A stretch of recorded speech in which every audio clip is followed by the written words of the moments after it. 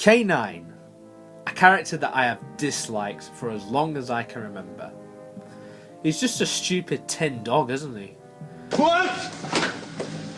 Well, believe it or not, but this character is actually one of the most iconic characters in Doctor Who history. And it's no wonder, because he's a robot dog. No companion before or since has had this advantage. Chameleon was the closest the show ever got to replicating him, but we don't talk about that, seeing as he caused many technical problems on and off the camera. So, for all of you today, I give you my retrospective of K-9, a Time Lord's best friend. The character of K-9 was originally intended to be just a one-off character in the second story of Doctor Who's 15th season, The Invisible Enemy. The robot dog was remote controlled and voiced by John Leeson. Leeson appeared as another humanoid character in the story as well, so he effectively had a double role. The prop was so expensive to make, and K-9 proved to be popular during the making of The Invisible Enemy. So it was decided that at the conclusion of the story, K-9 would join the Doctor and Leela on board the TARDIS. The design of K-9 is simplistic by today's standards, but I'd say that it is just as iconic as the TARDIS and the Daleks. It was shaped like a dog. It had a motor so it could move along the studio floor, and when the Doctor visited an alien planet, it ran on wheels. It also had a control panel on its back, along with movable ears, which acted like emitters. It had a metallic tail, which moved up and down, left and right now and again. It had light-up red eyes, a dog collar, and a nosepiece, which extends and fires out red lasers to zap the Doctor's foes. But, last but not least, his right side bears the name K-9. The design was changed very slightly for his appearance in the new series. He basically looked more silvery than what he did in the classic series. And then he got a radical redesign for the K-9 TV show, but we don't talk about that. Now, here's a question that I ask all of you viewers. Is the Australian K-9 series canon? I'm hoping not. Anyways, K-9 made his next appearance in The Sunmakers, in a rather comical scene where he plays chess with the Fourth Doctor. He later helps out the Doctor and Leela when they are battling the evil forces on Pluto. He just zaps them with lasers.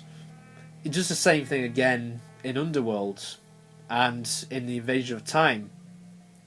It all sounds repetitive, doesn't it? Nevertheless, by this point, K-9 proved to be a popular character with younger audiences. Apparently though, Tom Baker tolerated the idea of having a tin dog skulking about on his time machine. Clicking towards oblivion. How long, K-9? Insufficient data. Yeah, you never fucking know the answer when it's important. Narratively, at the end of The Invasion of Time, Leela leaves the Fourth Doctor and stays on Gallifrey after miraculously falling in love with some guy who just come out of nowhere she just met 5 minutes ago. It is one of the biggest bullshit endings in anything ever. And I'm not just talking about Doctor Who, I just say anything ever. It's just bullshit. K-9 decides to join her as well. So that was that. The end of K-9 on Doctor Who.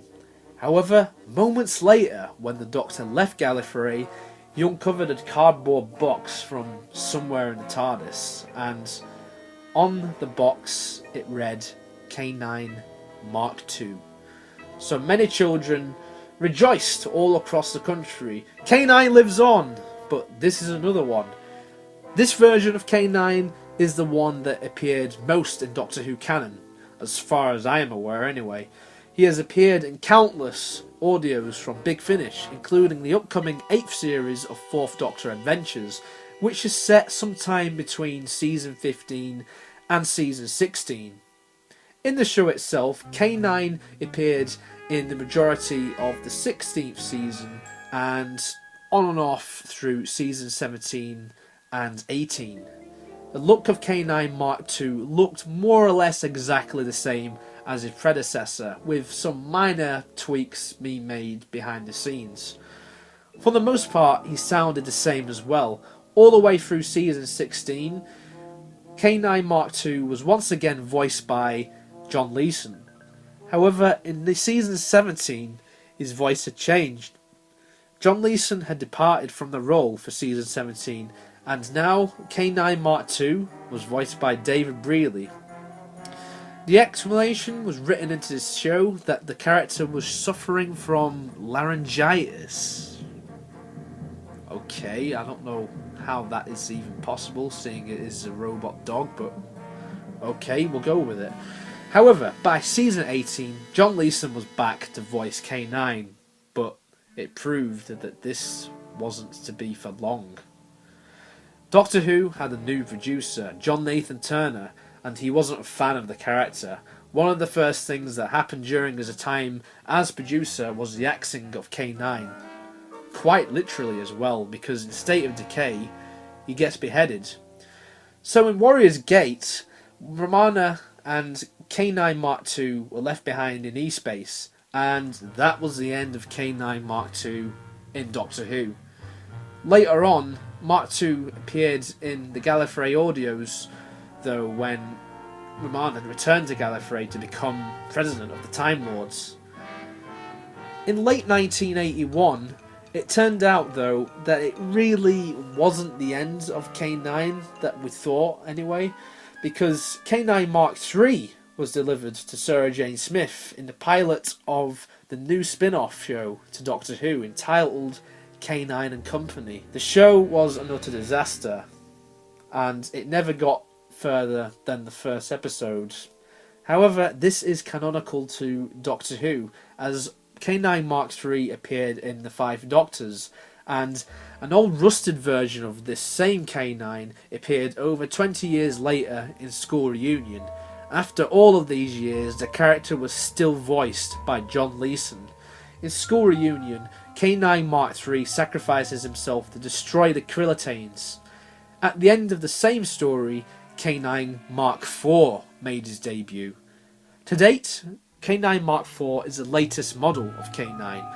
From what we know, Mark I was built by Professor Marius to help him in treating patients, but the three that followed were built by the Doctor, two of which were especially built for Sarah Jane Smith. K-9 Mark IV had a recurring role in the other spin-off, the Sarah Jane Adventures. In the early stories of this spin-off, he is guarding a black hole, but later he had more of an active role in helping the gang of Bannerman Road. He had a small helping hand in bringing Earth back to his rightful place at the conclusion of the Doctor Who story Journey's End, and the last we heard of K-9 Mark IV was when Luke Smith said that he had a dog whistle, similar to that of the Fourth Doctor's, to summon K-9 when in need of assistance. So there you have it. There is more or less a complete history of K-9 and Doctor Who, and quite honestly, he was at times like a get-out-of-jail-free card, but at other times, he was useless when he ran out of power, so his laser couldn't function. So the Doctor couldn't rely on K-9 all the time. To me, he was annoying at times. Some of the times he would make some smart quips to the Doctor and his companions, and even the TARDIS. That said though, K-9, regardless of what model he is one of the many icons of Doctor Who. In 1977, it was something different. Now no one will really think much of it. But there is a reason that K-9 came back in 2006, along with Elizabeth Sladen as Sarah Jane Smith, and it is due to inspiring a new generation of children. What does the future hold for K-9? Who knows? He may show up again in Doctor Who at some point in the future, whether that be with Jodie Whittaker or whoever. I also heard that he's getting another TV series, because that was a great idea the last two times they tried that, wasn't it?